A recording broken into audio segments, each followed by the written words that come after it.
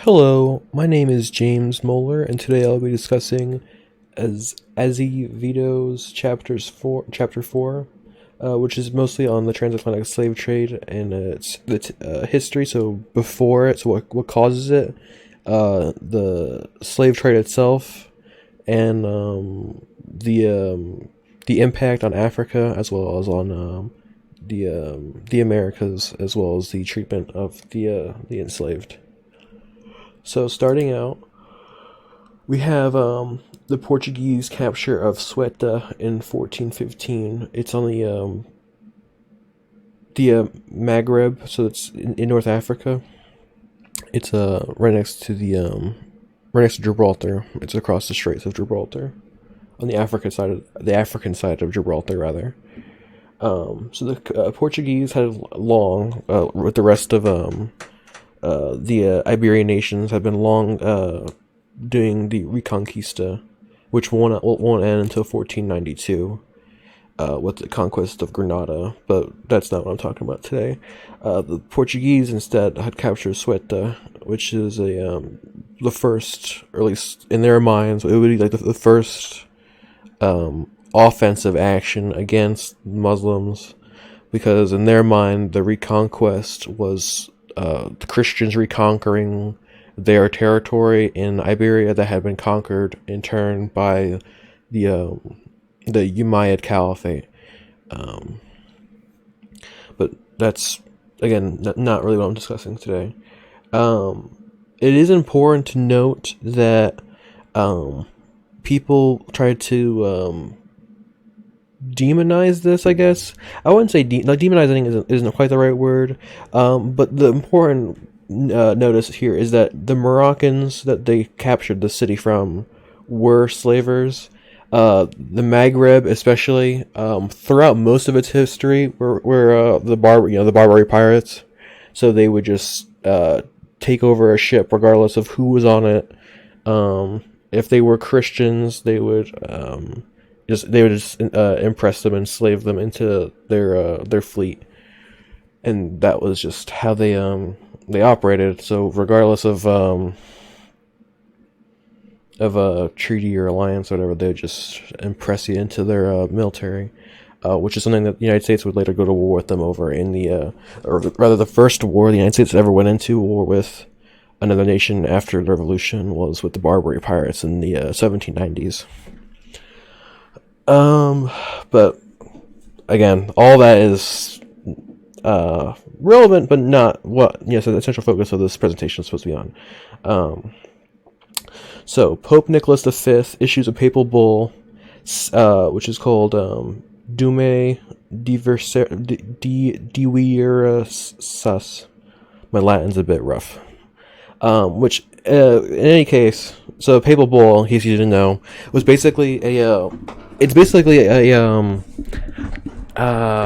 notice to all Catholic countries that the Pope is giving you a directive, and it's something you have to abide by, and something you have to keep in mind in all contracts and stuff like that. So it's something you have to abide by, and something that you have to trying to think of the right word for this, but it's basically something you have to utilize and use. Otherwise, you are going against the Pope, and therefore going against God, and could be excommunicated for not following a papal bull. Which, again, if you didn't know what excommunication is, being excommunicated is basically meaning you're being cast out of the flock. You're being cast out of heaven. So when you die, you will not go to heaven. So it is, especially during this time in the 15th century, it would be a big deal.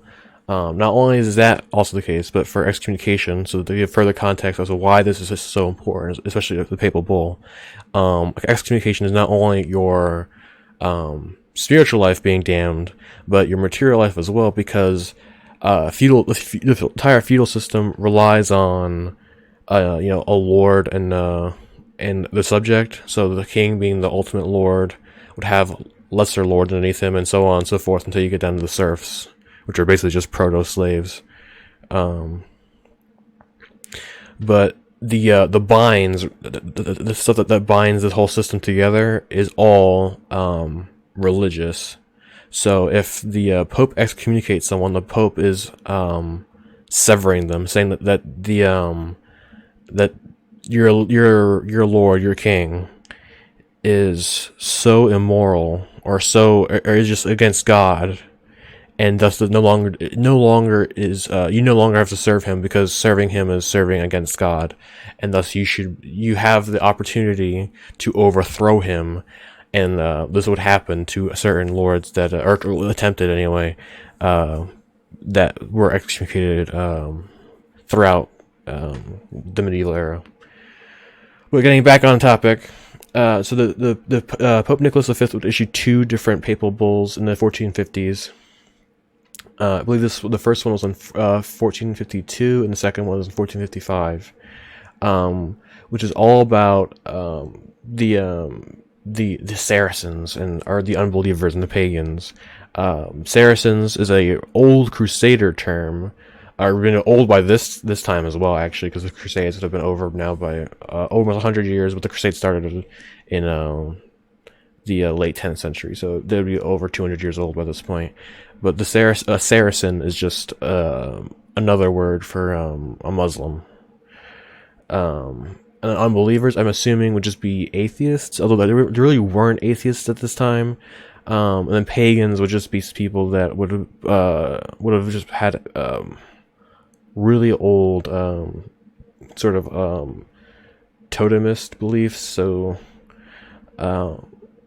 it wouldn't have really applied to many people in Morocco, but it would definitely apply to people in Western Africa, which the Portuguese would have by this point would have been already interacting with.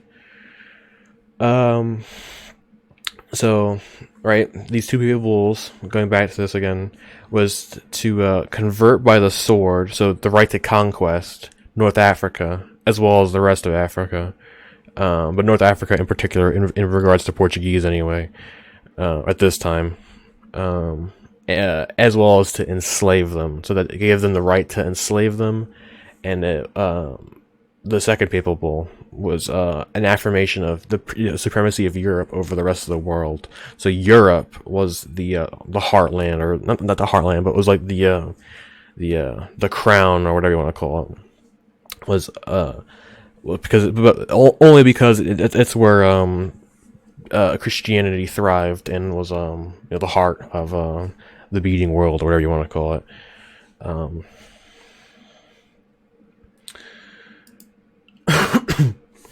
Now, further historical context rather, is that in 1453, the Ottoman Empire, or at this point, or actually at exact this point, the now Ottoman Empire,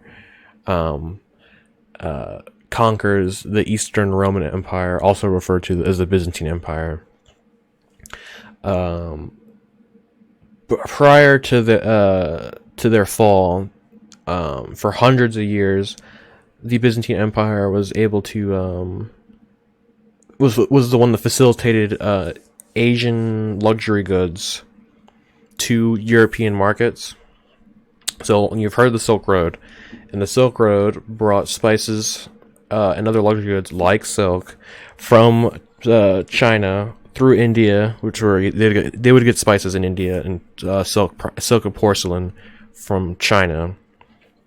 And along this Silk Road, it would go through India, through merchants, over the ocean rather, and make it eventually through Egypt and Anatolia, through Constantinople and other ports in the Byzantine Empire to European markets. In the ailing decades of the Byzantine Empire, they guaranteed the trading rights of Venice. So Venice, you've heard of. I'm sure you've all heard of the city of Venice. But one time that there was Venice was a republic, and it was its own independent power.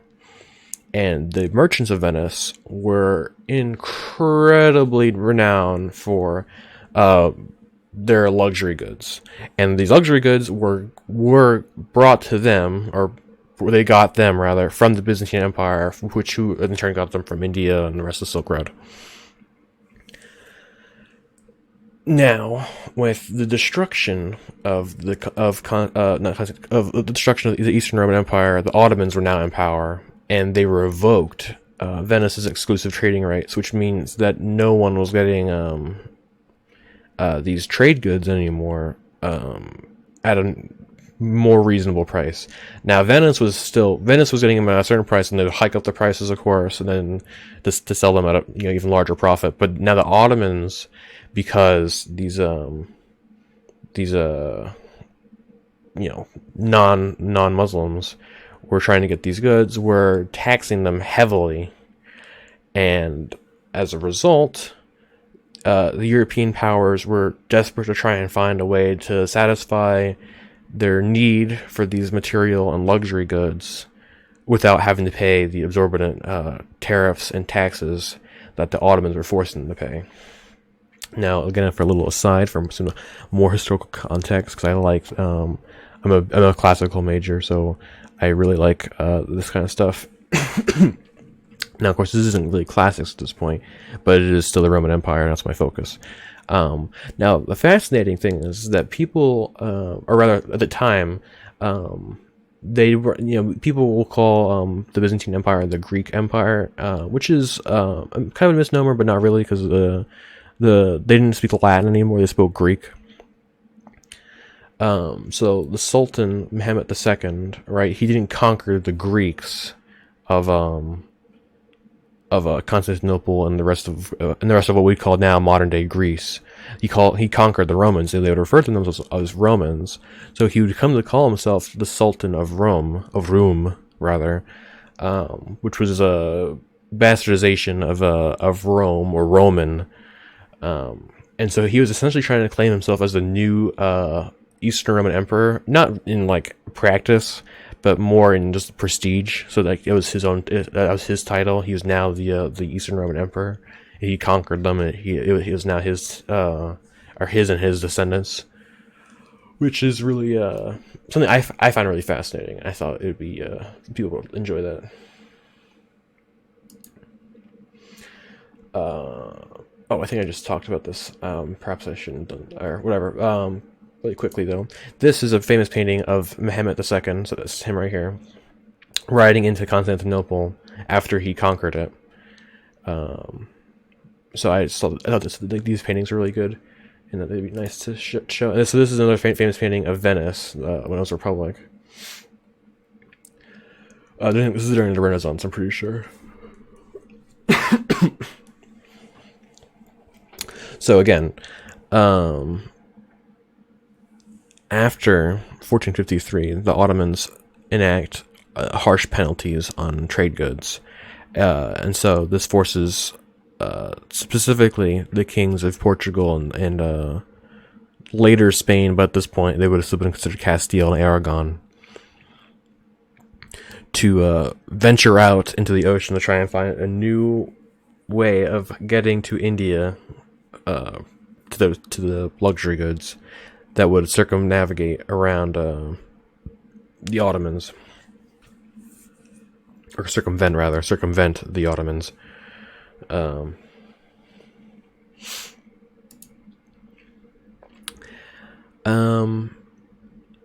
Now, eventually, they do reach India, and that's what sets off the whole. I'm sure you've all heard that too. It sets off the whole of the Age of Exploration. But of course, that's Portugal. Portugal eventually gets to India. Castile, of course, would what's the word? They would they'd have their. They would give patronage to Christopher Columbus, and Columbus would sail the ocean blue in 1492, and he would find the Caribbean. Now, this would set off and be the touchstone to our modern day civilization today. But at the time, it was incredibly lucrative especially for those guys that just now want or trying to desperately find spices, can now make it their own, because they had all the materials to do so. But you can't really grow stuff like that. I can't grow sugar or tobacco or cotton or indigo or anything like that in Europe, because the climate and the soil isn't good for it. So you're not gonna be able to get it there. And besides, by that point, they were still growing mostly consistently just grain, just to survive. So they wouldn't have even have the fields and stuff to grow grow luxury goods that would be enough to satisfy everyone. So the colonial system that comes out of the discovery of America, or of the Americas rather, is uniquely brutal and terrible. There had been, or let me save that because I'll get to that in a second. Let me talk about what the triangular trade was. The triangular trade was a very simple idea, or is very simple to understand. Basically, it quite literally was a triangle. So, European merchants would originate with money, right? So they have their investment from their investors, to buy up a bunch of European-made goods, so textiles, or right here, textiles, rum, and other manufactured goods, which are basically code for firearms, and I mean a lot of firearms. And they would sell them to African warlords, more or less. I mean, some of them were more established, legitimate kingdoms like Ghana, and I can't quite recall if Mali would still actually be a power here or not. But anyway, they would sell them to locals, whoever, anyone and everyone that they could buy slaves from. The enslavement of Africans originates and becomes a popular industry here because of the need and want of these high quality European goods. And so they would buy these slaves here. So they would trade off all their textiles and raw manufactured goods to these local leaders and other stuff, whoever they could buy these slaves from. Again, another key misconception is that Europeans went out and captured their own slaves to sell and stuff, but that didn't happen. They'd much rather do this because they're not going to be able to survive long in interior of Africa because of malaria and other diseases, and just frankly, they just don't know where they need to go. I'm sure they have muskets and horses and stuff, but they're not gonna survive long. So they'd much rather have other people do it, and those other people there were more than willing to do it because they really wanted those European goods, and so it's just more profitable and it made more sense to them just do it that way. And as a result, these slaves from West Africa would be shipped through the Middle Passage to the Caribbean primarily. The Caribbean and Brazil were the two biggest markets for slaves because they had such a high death rate. Essentially going to Brazil, or if you were a slave and you knew and you were told that you were going to a Caribbean sugar plantation or to Brazil, you were going for a death sentence. You would not see the end of the year. You would be worked to death, on meager rations with almost nowhere. You don't. Of course, you don't have any. You don't get your own room or anything. You just lumped in with in a shed, if you're lucky, to escape the elements with 15, 20 other people, and they would work you that way up until you die, and then they just replace you with someone else because they did not care about you. And to finish out this horrible triangle, they would sell the slaves here in the Caribbean primarily, or again in Brazil, and they'd buy up their trade goods there. So if you're talking about the Caribbean, you're talking about sugar. You're talking about Brazil. You're mostly talking about more like tropical woods and stuff. Because those are really popular for European markets, or high luxury good.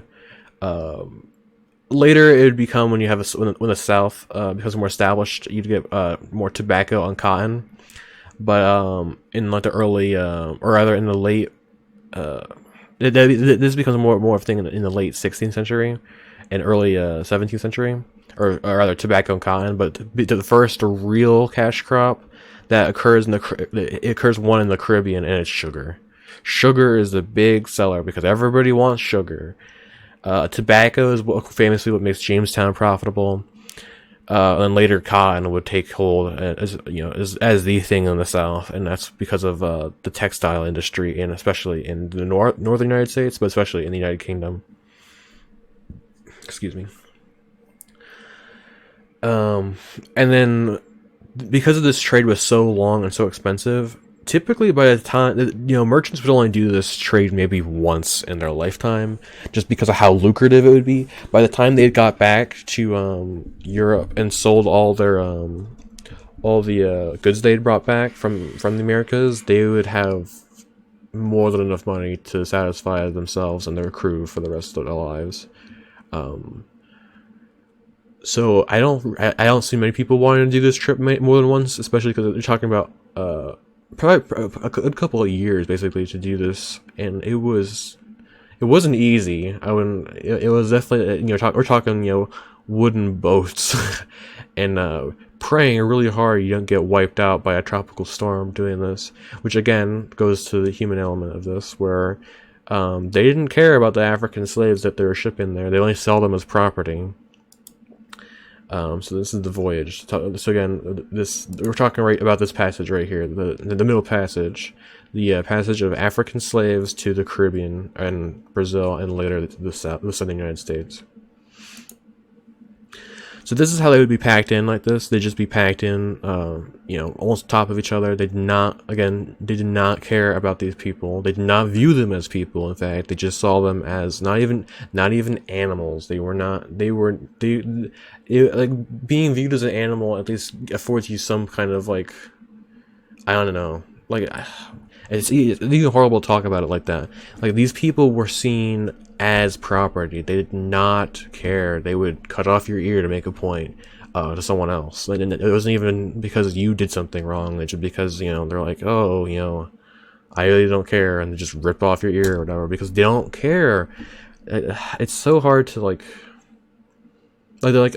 it's such a cliche, but the best way to really like show, or not even show, just to describe it would be to compare it to the Holocaust, with just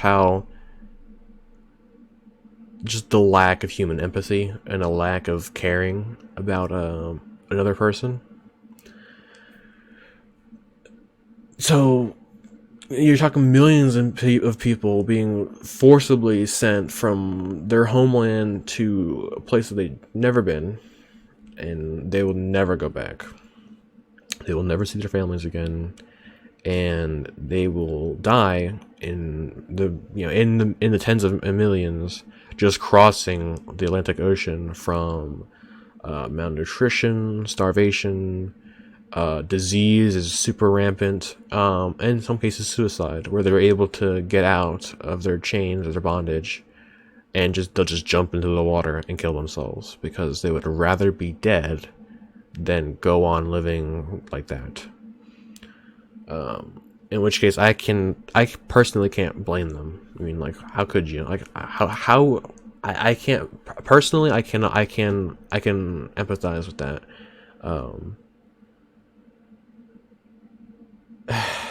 Sorry. Now let's talk about the devastation left behind in Africa. So, some estimates that I've read have said that at the height of the slave trade, the population distribution in Africa was so disrupted that there would be 3 women to every 1 man in Africa because of how many people, or how many men specifically, were being taken out of Africa and forcibly transported to the United States later. But like I said, during the early colonization, it was primarily Caribbean and South America, primarily again in Brazil. Now the reason for that is because, not to be pseudo controversial, but basic biology, men are stronger than women. Now, all that being said, whatever. I'm not trying to make a point on that, whatever. But my point is that men were more able and capable of doing manual hard labor until they died. So and I'm not trying to make like a sexism argument or whatever. I'm just meaning that they saw that you could work men to death for longer than women, and so they just bought more men than women because men lasted that tiny bit longer. That they so they could squeeze out that much more money out of them before they died. And they just buy more because they didn't care. So they just buy more African slaves because they didn't have to worry about people running out because they just had more ships coming. Which is why I say this is like uniquely horrible, because there have been several warlords and people like Genghis Khan who just come into a city and burn it to the ground and rape everyone and then kill everyone. So you just have pyramids of skulls outside, the size of like a 3-story building, basically. Just huge pyramids of skulls outside the city walls. And they did that to several cities across Asia and across Eastern Europe. They just brutalized people.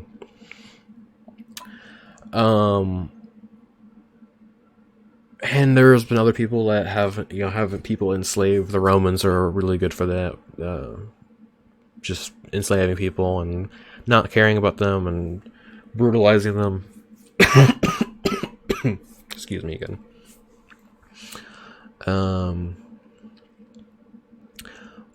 But it's only in the triangle trade and the colonization of the Americas where you have a system where you can not only brutalize people like the people I just mentioned did, but you can do it continuously. You can do it constantly because the problem with the Mongols and the problems with the Romans is that eventually you run out of people.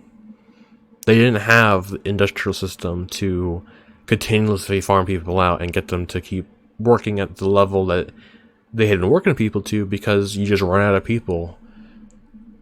And this was not the problem that the people in the colonists, if you want to call them that, more like brutal slavers in the Caribbean and South America in the southern United States had, because more ships would just be coming with more people on them.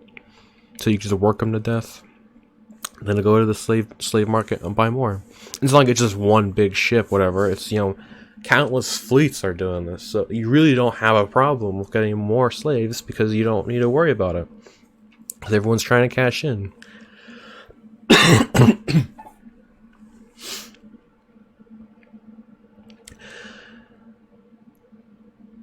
Now, the other part of this is the actual African economy. Now the slave market originates in the late 15th century. It doesn't really end until the late 18th century, so the late 1700s, with the British blockade. So the British Empire will outlaw the slavery and the slave trade in one fell swoop. They just get rid of it. In fact, they just got recently, because the British were different than the United States. So the United States fought a war. We fought the Civil War over slavery. But the British were different. They didn't fight a war over it. Instead, they bought all the slaves in the entire empire at market prices. So, and in one fell swoop, all the slaves in the empire basically became property of the crown, if that makes sense, or of the government, and then were immediately released. So, in order to do that, they had to take out a massive loan to pay off all the slave holders, and that loan recently, I think I want to say is either in 2011 or 2016, just got done being paid off. So they're talking about 200 and some odd years of paying off slavery, basically, to get rid of it. And it didn't just stop there. The British imposed, everyone's heard of, Britannia rules the waves, the idea of the British Navy. And at this time, of course, the British were the superpower of the world, and their global power they used their global power to essentially have a giant blockade of the entirety of the Atlantic Ocean.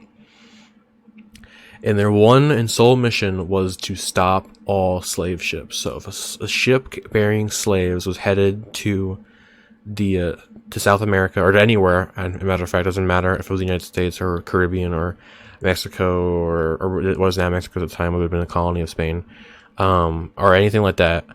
They would immediately free the slaves and send the ship back to Africa, to stop the trade altogether. That there's no chance that these people would be continue to be enslaved. Now, I personally find that to be extremely admirable, because there wasn't anyone, of course, to thank them for this, or to not thank them, but there was no benefit in them doing this. Is what I'm trying to say. There was no material gain for them to do this. The only gain they got from this is that people weren't enslaved anymore, or no more people were going to be further enslaved by this brutal transatlantic slave trade. More downsides, if you call them, if there are any upsides to slave trade, I don't know of any, other than a bunch of morally bankrupt people made a lot of money. But because this trade went on for hundreds of years, most of the economies in Western Africa became reliant on slavery. The whole idea of those economies basically just became capture or sell the slaves you have to European merchants, gather firearms, go out and find more people to enslave, to then sell to the Europeans to gather more firearms, as well as other luxury goods like rum or other stuff. And they made a fortune off of this. They made a fortune off of selling their own people into slavery, which is pretty disgusting. But they did it, and it's not my or any of us, as a matter of fact, judgment call to make as a people living in the 21st century, judging people in the 18th and 17th, 16th, 15th centuries, because they just played by a different rule book, unfortunately. But that being said, this it's just barbaric. In any case. These economies became so reliant on slavery that they just collapsed. Once the British blockade comes in, they just collapse, because they cannot. The entire economy is based on slavery. Without slavery, what else do they have to sell? Nothing. So European merchants want to continue to sell them, these goods and stuff, because they still want to make money, but they don't have anything to sell other than slaves, and they can't.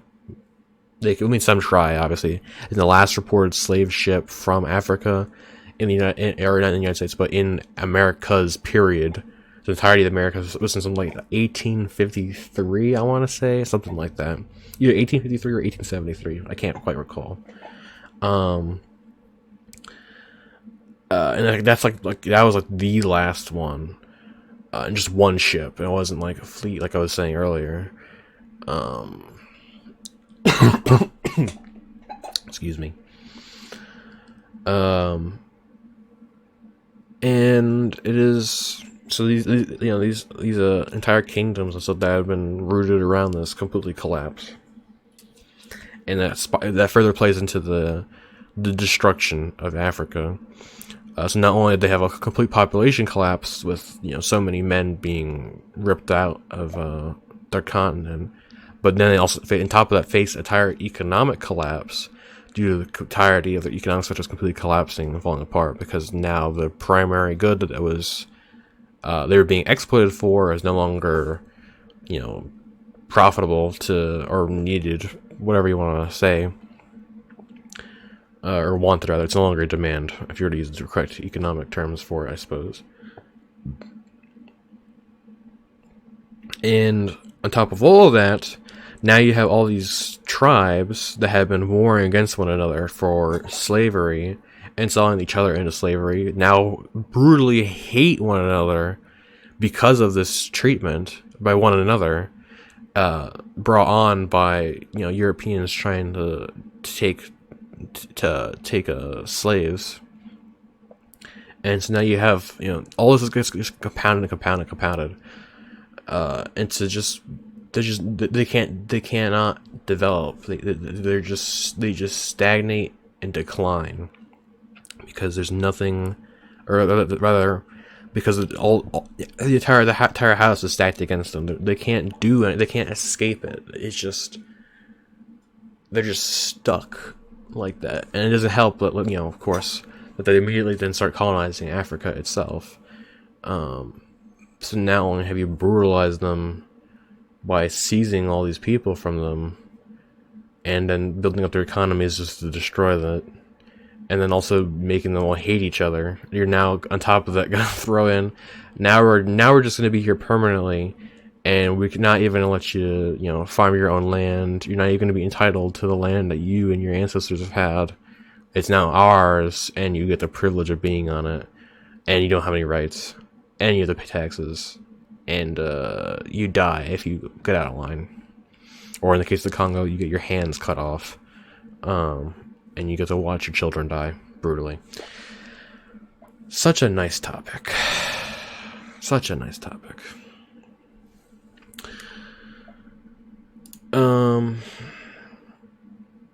I talked about this already. This slide here is on from what I recall is so it's just slavery in the Americas versus historical slavery. So what I was talking about with the Romans and other people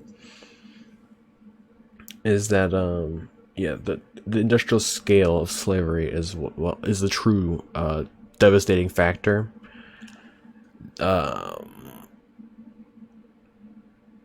The idea the idea that this is unique is unfortunately no longer true. At this point in history, it was unique. Again, like the Holocaust does unfortunately show out that this is not a unique case. The devastation brought on was, of course, unfounded and on a scale by which we would never truly know the entirety of it. We'll only ever have estimates.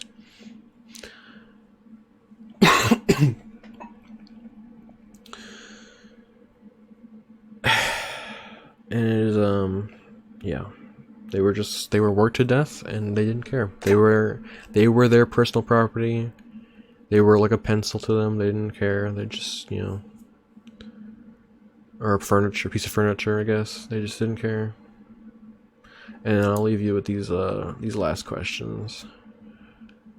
I'm sorry this is really depressing, and I made some side tangents that I maybe shouldn't have, or maybe weren't that applicable to this course. But I thought they were, if not important, then certainly interesting to know, especially during this whole history, because a lot of people make a black and white, not to whatever, make this whole subject really black and white on whether or not it's how clear cut it is and all this stuff. But I feel like there's a lot more that goes into this that a lot of people don't want to talk about. There's other stuff that's going on, especially with the fall of Eastern Rome and Venice and how these economic factors play into Western Europeans' kingdoms wanting to actually go out and explore the world. Not necessarily at first, anyway, for exploitation and conquest of the New World and the enslavement of Africa, but just to go out and explore and find new ways of getting your luxury goods, I guess. But getting just find out about the world.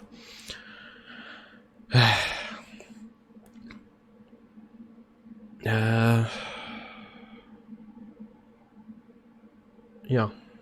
All right. Again, my name is James Muller, and this is the African slave trade, and I'll be seeing you then.